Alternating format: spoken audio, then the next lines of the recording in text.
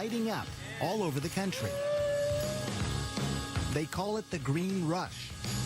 Marijuana has moved out of the back alleys and into the open. Happy Cannabis Cup, y'all. In some states, it's legal to grow, to sell, to smoke. And marijuana could be legalized in a city near you. So easy to get, and many think so harmless. But when the smoke clears, is marijuana bad for you? Or could pot actually be good for you? Marijuana is better than all those pills for you in terms of treating? Yeah. I travel the world for answers. What does marijuana do to you? What does it do to your kids? A special investigation. Weed.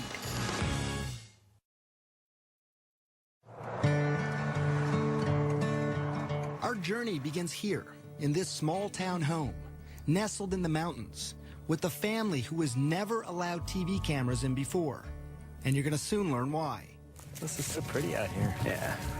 They live in Colorado, one of 2 states where it's legal to smoke pot medically and recreationally. But here, it's also taboo to residents like Paige Figge and her husband, Matt. I'm sure it was mentioned to us by someone, hey, you should try this. And I thought, no way. You thought that's fringe stuff? No way, not in a million years, no. But in this area, marijuana is far from fringe. 4 joints, and do you want Island Sweet Skunk? Medical dispensaries are everywhere. Hey, welcome, guys. People are smoking in private clubs and public festivals. But none of this is for Matt. He's a military man, and marijuana would be a career ender. I grew up in Wisconsin in a well-loving family, and I was educated that, that's a drug. You don't do that. And I never did. But just decades ago, marijuana was a legitimate medication, also called cannabis, prescribed by doctors and dispensed by pharmacies. This is Harry J. But that all changed in 1930. A relentless warfare against Henry Anslinger, the United States' first drug czar. For him, public enemy number 1, you guessed it, marijuana. This guy saw how he could increase the budget of his department by having this mission, going after marijuana. You know, saying that there's this drug that the Mexican migrant workers are smoking, and it's loco weed, and it's going to make them crazy, and they're going to rape your women. He got the anti-marijuana message out through news reports. And then came this. It is convinced that he is hopelessly and incurably insane. The film, Reefer Madness, portraying the users of marijuana as unproductive, crazed. People are still afraid of what pot can do to them. In many ways, to have defined our attitudes now for 70 years. Yeah. Marijuana then became illegal in 1937. And by 1970, it was a Schedule I controlled substance. The government was saying it had no medicinal value and had a high potential for abuse. All reasons why the Figgies stayed away from marijuana. Until this. And this might be hard for some of you to watch.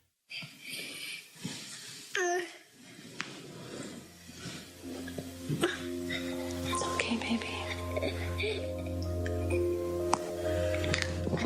This is their daughter, Charlotte, having a seizure.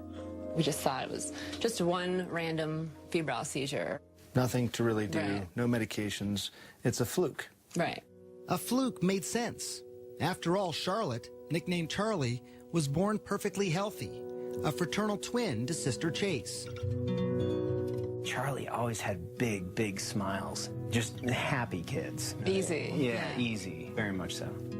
So it was around 3 months, you said, that when you Yeah. first noticed that Yeah. Charlotte had a seizure. I was changing her diaper, putting a new diaper on from after the bath, and her eyes just started flickering. It led to the first of many trips to the ER. They did the $1 million workup, the MRI, EEG, spinal tap. You know, they did the whole workup and found nothing and sent us home. No abnormal blood test, no abnormal scan. And developing normally, too. You know, talking and walking, and the same day as her twin. Nothing was behind yet.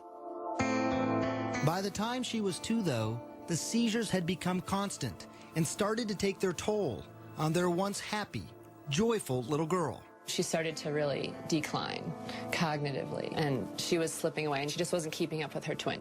The Figgies finally found an answer. It was awful news. Dravet syndrome. It is severe, intractable epilepsy. The seizures start during the first year of life and are unstoppable. difficult to control, and very damaging. Severe behavioral problems, attention deficit and hyperactivity, the self-injury, banging her head on the floor and pulling her hair out and like a possessed child. This isn't your perfect, happy Charlotte. It was a race against time. Many Dravet kids die young, in early childhood. Charlotte was almost 3. For the next 2 years, the Figgies tried everything. Strange diets, acupuncture, and dozens of powerful drugs like Valium, Ativan, phenobarbital. But nothing seemed to help. Even worse, some of the medications nearly killed her. After 1 dose, she stops breathing. And after 2 doses, her heart will stop. Did you have to do CPR then on her yourself? Yes. I remember when her heart stopped and I had her pulse and I lost her pulse. There was just nothing. The ambulance is on its way. She survived. You're okay. Mommy's here. But now it was fall of 2011, and Charlotte was 5 years old. When things were at their worst, she just sees all night, and the kids are sleeping either in my room or next door. They can hear the seizure scream all night, 50 times a night. And Chase would come in the morning and just, this is her twin, and just hug her and like rub her head and say, I'm just so glad you survived through the night last night. Matt had been deployed to Afghanistan, and the only thing he could do to help was start scouring the internet. And he stumbled onto this video of a child using marijuana. So how's everything going? Jaden had 4 days without a seizure. I'm like, wow, having success on specifically Dravet, this is interesting. It's natural.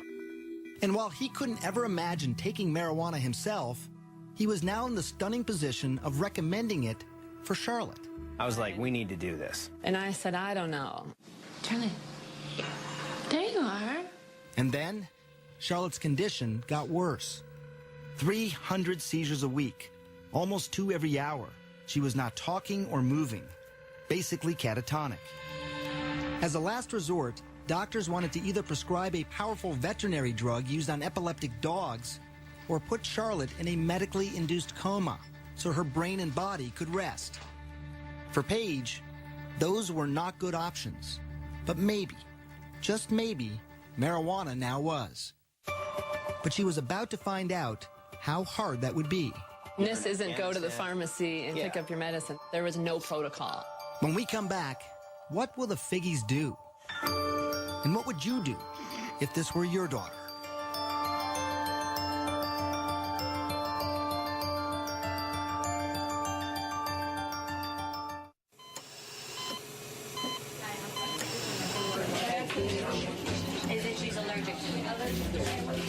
I had resigned myself. I don't think she's going to survive this. We've seen her flatline in the hospital. We've said goodbye. You're listening to Matt and Paige Figgy describe their own daughter. What would you do if this were your child? Charlotte Figgy had an extreme form of epilepsy. Her body was so frail that any seizure could kill her. With no traditional treatment left to try and the clock ticking away, her parents decided to try marijuana. Charlotte was just 5 years old. You need a card in order to be able to get the cannabis from a pharmacy. Doctors have to prescribe it. You need 2 doctors in Colorado to get the card for a juvenile or a child. It was hard. We were the first young child, and they said no. Everyone said no, no, no, no, no. Certainly her age played a role in my hesitance. Dr. Alan Shackelford is a Harvard-trained physician. He's also among a handful of doctors in Colorado who give prescriptions for medical marijuana. From the moment Charlotte entered his office, he knew she was in trouble. While he was just examining her, she had 2 seizures.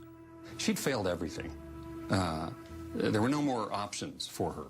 Everything had been tried, except cannabis. Here's how scientists think it might work.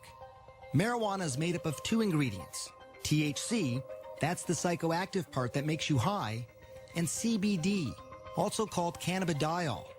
It's the CBD that scientists think modulates electrical and chemical activity to help quiet the excessive activity in the brain that causes seizures. I've been telling my patients to cut. Dr. Julie Holland is the editor of The Pot Book, a complete guide to cannabis. For a long time, the work on cannabis and epilepsy was sort of inconclusive. Maybe it works, maybe it doesn't. They couldn't quite figure it out. And it's only when they really started separating THC from CBD that they saw, definitively, yes, CBD seems to really stop seizures. So the Figgies needed to find something that was rare, a strain of marijuana that was low in THC. Of course, they didn't want Charlotte getting stoned, but also high in CBD to treat her seizures. And that wouldn't be easy. Dispensaries and growers, they make their money off strains that are high in THC. I'm Joel. I'm Josh. No one knows that better than the Stanley brothers. Their family business is pot. And if you look at these clean-cut guys and what you see surprises you, don't worry. They've heard it all before. When we round the corner, they're like, oh, wait a second. Did you finish high school? They all not only finished high school, but also college, and in some cases, graduate school. Now, they are some of Colorado's biggest growers and dispensary owners. They produce up to 600 pounds of medical marijuana a year, and much of that marijuana is high in THC. But here, on their remote farm at this undisclosed location in the mountains, It takes a lot of plants. We're allowed to grow 6 per patient. they have been growing something different, something they call revolutionary. So Greenhouse 1. Greenhouse 1, yes. Welcome to paradise. Behind closed doors and under tight security, we enter what the Stanleys call the Garden of Eden. There's nothing like this in the world. This plant's 21% CBD and less than 1% THC. It took years of crossbreeding plants to get to this point. Instead of breeding up the THC, we've bred down the THC and bred up the CBD. And people said, you're crazy. Who's going to smoke that? So why grow it then? Well, the Stanleys also believed in CBD's potential to treat many diseases. And they had seen it change lives before. I always have 2 strains. Meet 19-year-old Chaz Moore. He uses many different strains of marijuana, many of them high in CBD, to treat his rare disorder of the diaphragm. My abs will, lock up. That's why he's talking this way, almost speaking in hiccups, like he can't catch his breath. It's called myoclonus diaphragmatic flutter. This fluttering here, it's annoying, but it becomes painful pretty quickly, I imagine. Yeah. Yeah, after 15, 20 minutes is where I can start to really feel it. He's about to show me how the marijuana works. He's been convulsing now for 7 minutes. How quickly do you expect this to work? Within the first 5 minutes.